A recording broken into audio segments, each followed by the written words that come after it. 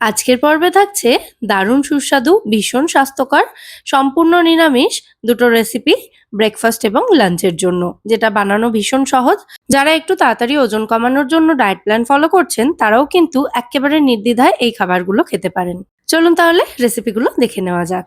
নমস্কার বন্ধুরা, মেঘার সাথে বাঙালিয়ানার আরো একটি নতুন পর্বে আপনাদের সবাইকে স্বাগত।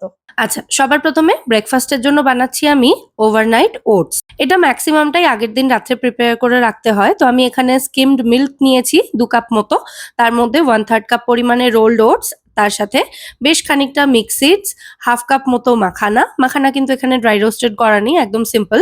আর কিছু আমন্ড নিয়েছি, যেটা একদম মিহি করে কুচিয়ে দেবো। আচ্ছা, কাঠবাদাম চপ করা থেকে মনে পড়লো, কয়েকদিন আগে আপনাদেরকে বলছিলাম না, ওই ম্যানুয়াল চপারের দড়ি টানাটানির ঝামেলা থেকে মুক্ত হতে আমি একটা ইলেকট্রিক চপার অর্ডার করেছি। তো সেটা কিছুক্ষণ আগেই আজকে ডেলিভার হয়েছে, অ্যামাজন থেকে অর্ডার করেছিলাম।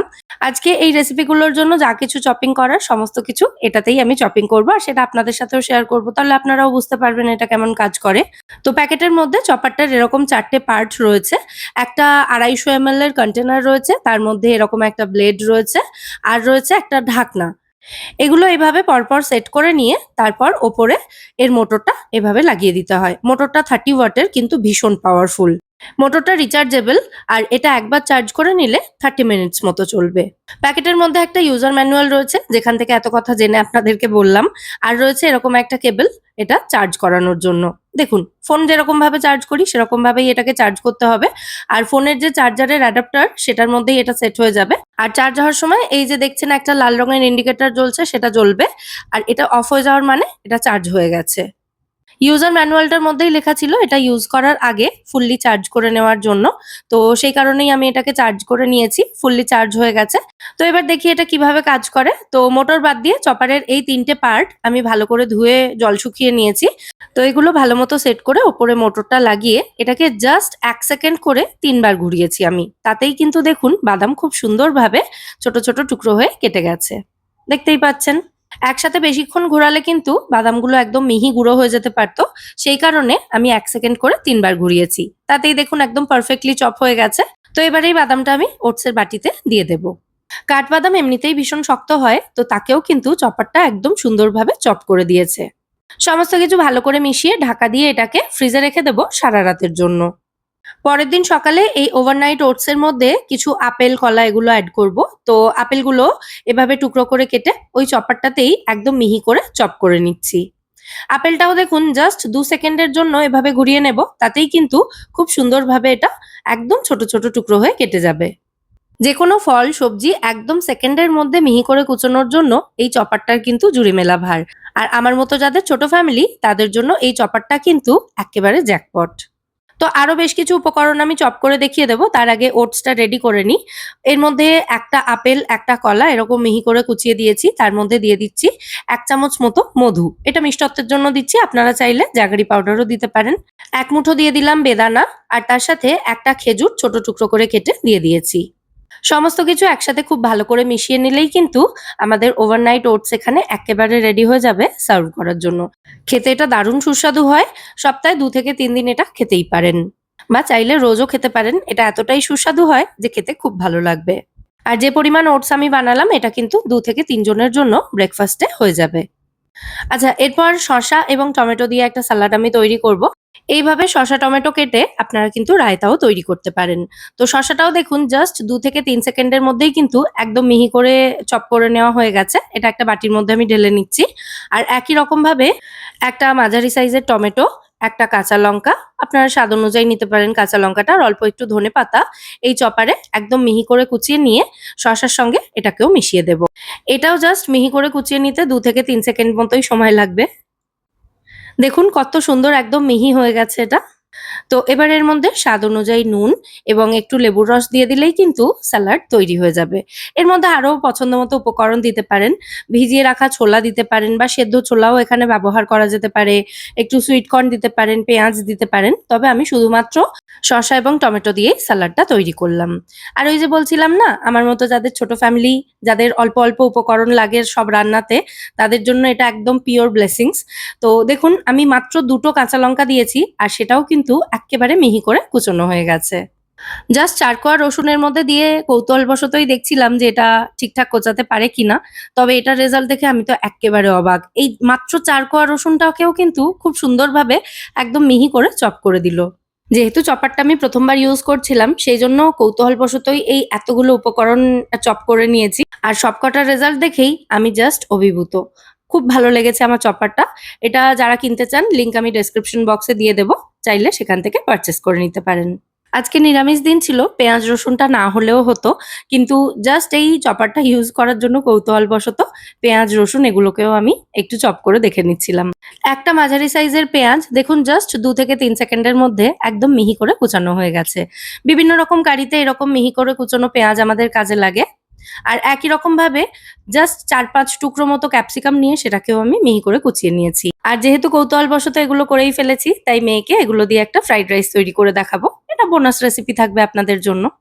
যাই হোক, চপারটা ইউজ করার পর এই ৩ টে পার্ট মানে মোটরটা বাদ দিয়ে বাকি যে ৩ টে পার্ট রয়েছে এগুলোকে নরমাল বাসন যেভাবে ধোয়া হয় সেভাবেই ধুয়ে নিয়েছি। আর মোটরটা জল দিয়ে ধোবো না, মানে ইউজার ম্যানুয়ালে সেরকমই লেখা ছিল। এটাকে জাস্ট ভালো করে কাপড় দিয়ে মুছে রেখে দিতে হবে। তো এই গেল চপারের গল্প। এবার চলে যাই আজকের পরবর্তী রেসিপিতে।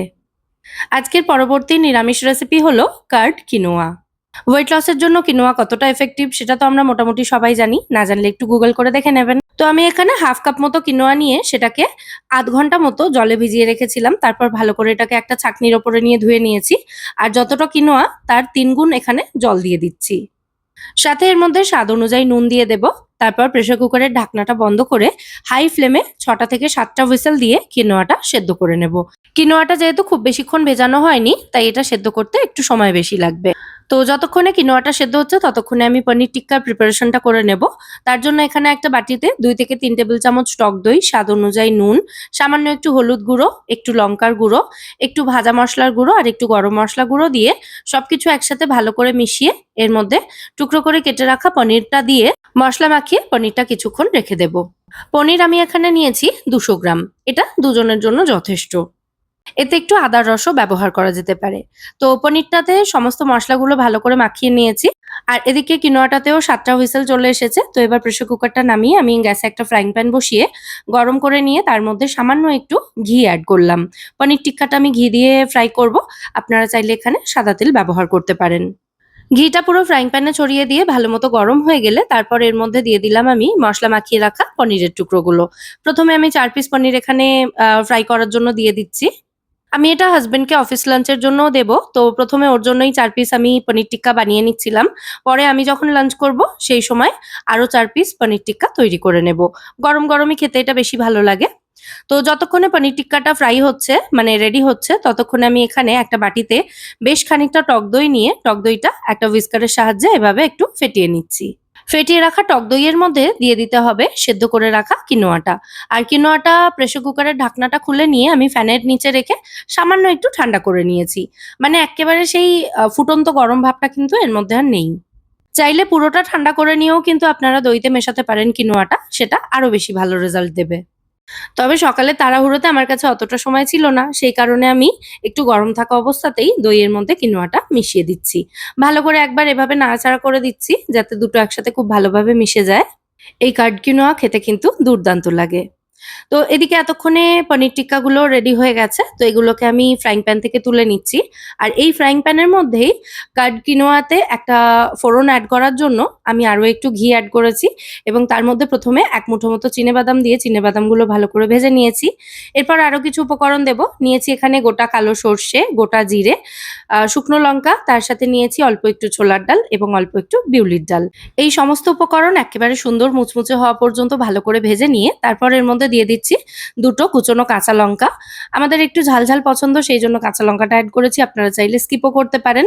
আর তারপর দিয়েছি এর মধ্যে বেশ খানিকটা কারি পাতা। আবারও সমস্ত উপকরণ কিছুক্ষণ ভেজে নিয়ে সবশেষে এর মধ্যে ১ পিঞ্চ মতো হিং দিলাম। দিয়ে একটু নাড়াচাড়া করে মিশিয়ে নিয়ে এই যে ফোড়নটা রেডি করলাম এটাই ওই কার্ড কিনোয়ার ওপরে ঢেলে দেব। এই সেম রান্নাটা আপনারা রেগুলার যে ভাত খাই আমরা সেই ভাত দিয়ে করতে পারেন, ডালিয়া দিয়ে করতে পারেন, ওটস দিয়ে করতে পারেন। সবকটাই কিন্তু খেতে বেশ ভালো লাগে। যাই হোক, দই কিনোয়ার সাথে এই ফোড়নটাকে এবার খুব ভালো করে মিশিয়ে নিচ্ছি। এর মধ্যে ১ মুঠো মতো বেদানা দিয়ে দিলাম। এটা মুখে পড়লে খেতে খুব ভালো লাগবে। তার সাথে হালকা একটা মিষ্টি, মিষ্টি এফেক্টও থাকবে। আর তার সাথে টক দইয়ের টক ভাবটা ব্যালেন্স করার জন্য 1/2 চামচ মতো মধু এড করেছি। দিয়ে আবারও সমস্ত উপকরণ ভালো করে মিশিয়ে নিলেই আমাদের দই কিনোয়া বা কার্ড কিনোয়া এখানে এক্কেবারে রেডি। এটাও আমি দুজনের জন্য মানে আমার এবং হাসব্যান্ডের জন্য তৈরি করলাম। হাসব্যান্ডকে এটা অফিস লাঞ্চের জন্য প্যাক করে দেব। আর বাকি যেটা থাকবে সেটা দিয়ে আমার লাঞ্চ হয়ে যাবে।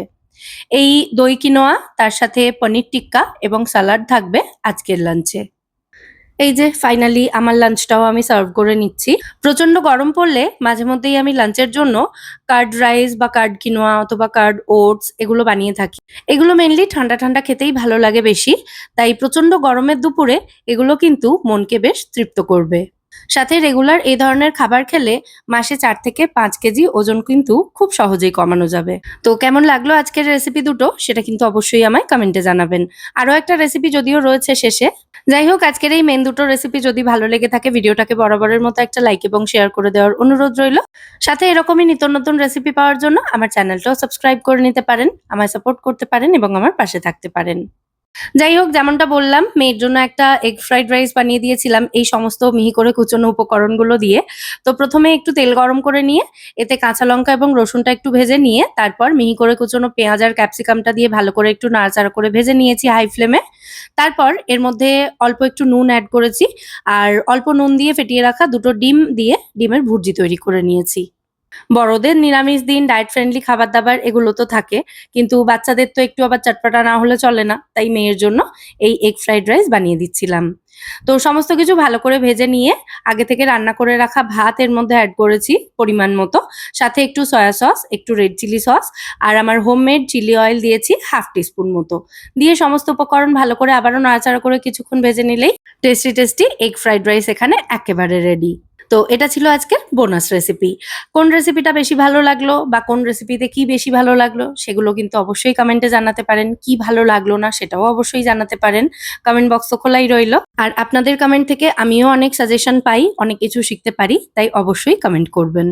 আজ তাহলে এ পর্যন্তই। আবার দেখা হবে আপনাদের সঙ্গে পরের পর্বে নতুন কোনো রেসিপির সাথে। সবাই সুস্থ থাকবেন, ভালো থাকবেন এবং সব্বাইকে খুব ভালো রাখবেন। নমস্কার।